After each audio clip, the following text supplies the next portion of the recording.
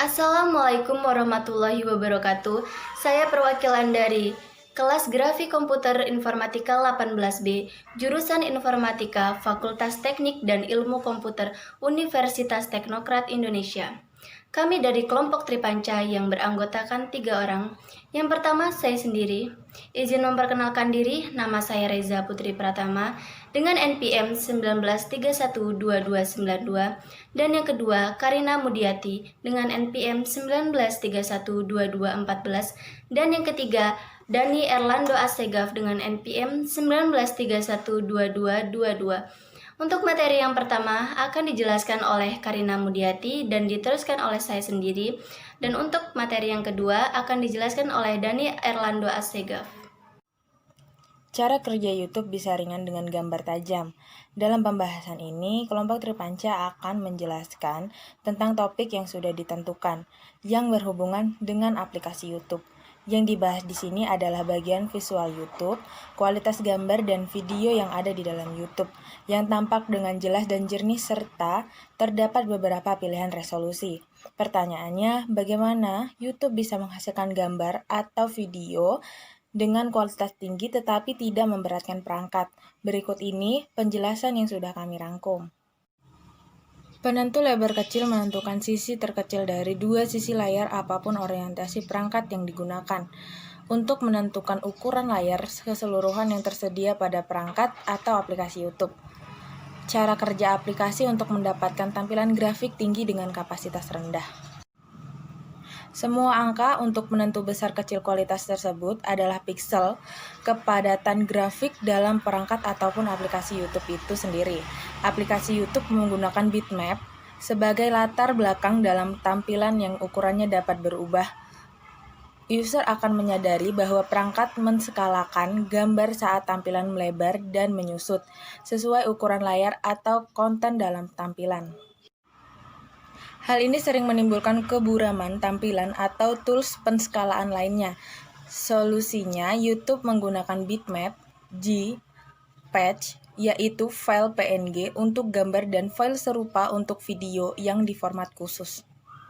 Menguji aplikasi pada berbagai ukuran layar guna memastikan bahwa tampilan diskalakan dengan benar jika tidak memiliki akses ke perangkat fisik untuk semua ukuran layar yang berbeda. User dapat menggunakan Android emulator untuk mengemulasi ukuran layar apapun seperti smartphone, laptop, tablet, dan lain-lain. Jika memilih untuk mengujinya di perangkat fisik tetapi tidak ingin membeli perangkat, user dapat menggunakan Firebase Test Lab untuk mengakses perangkat di pusat data Google. Jika memutuskan bahwa aplikasi tidak akan mendukung ukuran layar tertentu, dapat menetapkan batas untuk perubahan ukuran layar yang diperbolehkan atau bahkan membatasi perangkat mana yang bisa menginstalnya berdasarkan konfigurasi layarnya.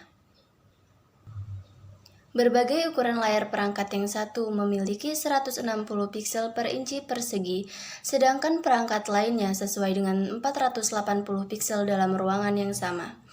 Jika tidak mempertimbangkan perbedaan ini dalam kepadatan piksel, sistem mungkin menskalakan gambar Anda yang mengakibatkan gambar menjadi blur, atau gambar mungkin muncul dalam ukuran yang benar-benar salah. Cara mendesain aplikasi untuk mendukung berbagai kepadatan piksel menggunakan satuan pengukuran yang tidak dipengaruhi oleh resolusi dan memberikan resource bitmap alternatif untuk setiap kepadatan pikselnya. Menentukan dimensi layout dengan piksel menjadi masalah karena layar yang berbeda memiliki kepadatan piksel yang berbeda pula. Jadi jumlah piksel yang sama bisa sesuai dengan ukuran fisik yang berbeda-beda pada perangkatnya. Assalamualaikum warahmatullahi wabarakatuh. Nama saya Dani Erlando Asegaf, NPM 19312222, kelas IF 18B. Cara kerja itu bisa mengakses gambar atau video kualitas tinggi tapi tetap ringan. Di aplikasi YouTube juga menggunakan cara konversi satuan dalam menjadi satuan piksel.